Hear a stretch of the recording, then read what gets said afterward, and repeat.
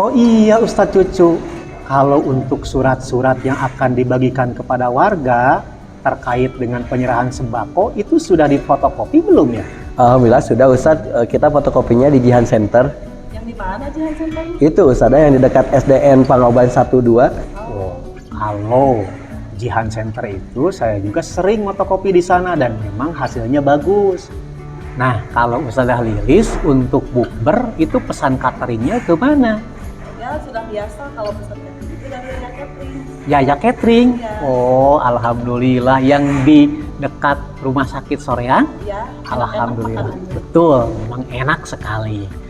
Pak Cucu, Yes, Ustadz. kan Pak Cucu itu fotokopian sudah diambil belum? Belum Ustadz, belum diambil. Kalau belum diambil, sekalian Pak Cucu datang ke penerbit Yudhistira dan mengambil buku yang akan dibagikan kepada anak-anak SDIT Batraan. Siap? Siap Ustadz. Alhamdulillah. Jihan Center Yaya Catering. Yudhistira memang the best.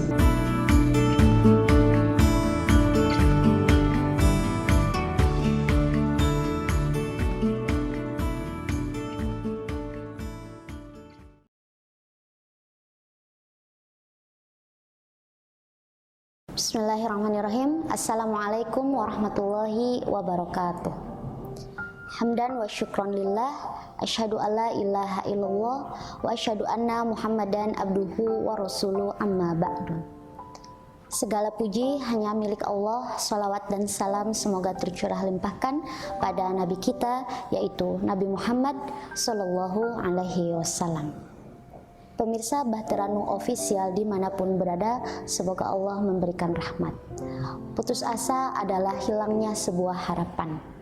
Putus asa seringkali menghampiri siapa saja hingga tak mampu pergi apabila kita tidak menepisnya.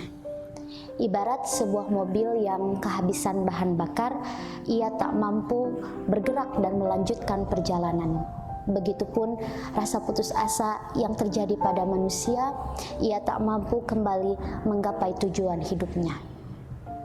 Ada putus asa sebelum mencoba berusaha, dan ada putus asa yang telah mencoba berusaha namun gagal untuk meraihnya. Sikap putus asa termasuk ke dalam orang yang telah berprasangka buruk pada Allah, seakan kesuksesan pada seseorang telah terhalangi karena Allah menakdirkan adanya kekurangan dan kelemahan pada diri. Sangkaan buruk lainnya yaitu Allah tidak dapat mengubah keadaan buruk seseorang menjadi keadaan yang lebih baik, padahal ini sangat mudah sekali bagi Allah. Maka sikap berputus asa bukan termasuk karakter seorang mukmin, melainkan termasuk pada kekafiran. Allah berfirman dalam Quran surat Yusuf ayat 8 yang artinya, jangan putus asa dari rahmat Allah melainkan kaum yang kafir. Orang yang berputus asa juga telah keliru dalam menyandarkan nasib dan bertawakal.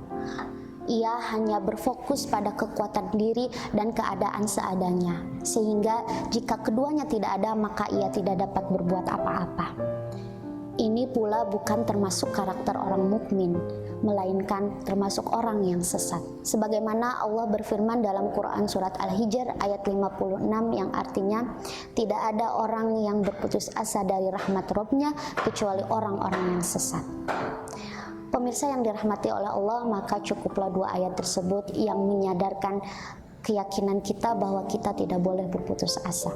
Jika telah terlanjur berputus asa, maka bertaubatlah dan mari bangkitkan kembali harapan yang telah terkubur. Karena seseorang tanpa harapan itu tidak akan dapat berbuat apa-apa. Ada pula cara lain, yaitu dengan cara mengubah sudut pandang kita kepada ketentuan Allah dengan cara berprasangka baik. Janganlah takut pada kekurangan diri.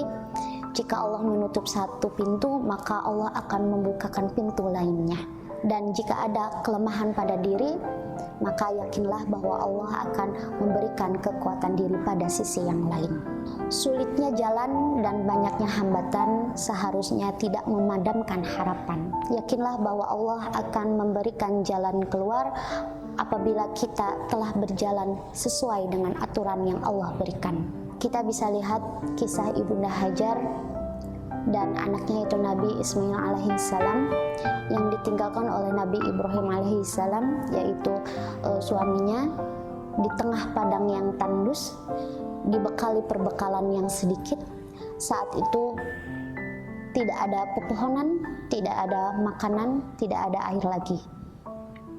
Maka Ibunda Hajar pun bertanya pada Nabi Ibrahim, "Wahai Ibrahim, kemanakah engkau pergi? Akankah engkau akan meninggalkan kami di sini tanpa seorang teman?" Nabi Ibrahim pun tidak menoleh, bahkan tidak menjawab.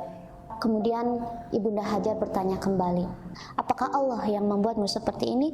Maka Nabi Ibrahim pun menjawab, "Ya, benar."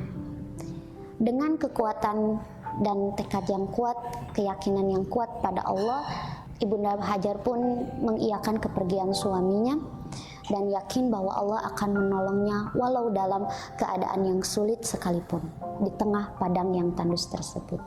Ia pun berkata, "Jika memang seperti itu, Allah tidak akan menelantarkan kami." Singkat cerita, air dan perbekalan pun habis. Ibunda Hajar kebingungan karena anaknya menangis, air susunya telah kering dan anaknya kehausan. Ia pun mendaki Bukit Safa, namun apa yang terjadi tidak dapat apa-apa. Kemudian ia pun pergi ke Bukit Marwah, hingga bolak-balik 7 kali di antara 2 bukit tersebut, Safa dan Marwah, namun tidak dapat apa-apa.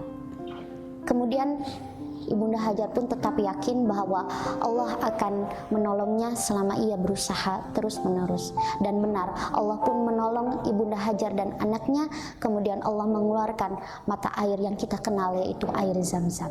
Masya Allah, dari kisah ini kita dapat mengetahui bahwasanya apabila kita telah berusaha dan yakin akan ketentuan Allah, kekuatan yang ada pada Allah, maka Allah akan menolong kita. Apapun keadaannya, kita tidak layak untuk berputus asa karena Allah Maha Kuasa atas segalanya. Wallahu a'lam bishawab. Demikian nasihat menjelang berbuka yang dapat saya sampaikan. Mudah-mudahan bermanfaat. Mohon maaf apabila ada kesalahan. Subhanaka Allahumma wa bihamdik, asyhadu alla ilaha illa anta, astaghfiruka wa atubu ilaik. Wassalamualaikum warahmatullahi wabarakatuh.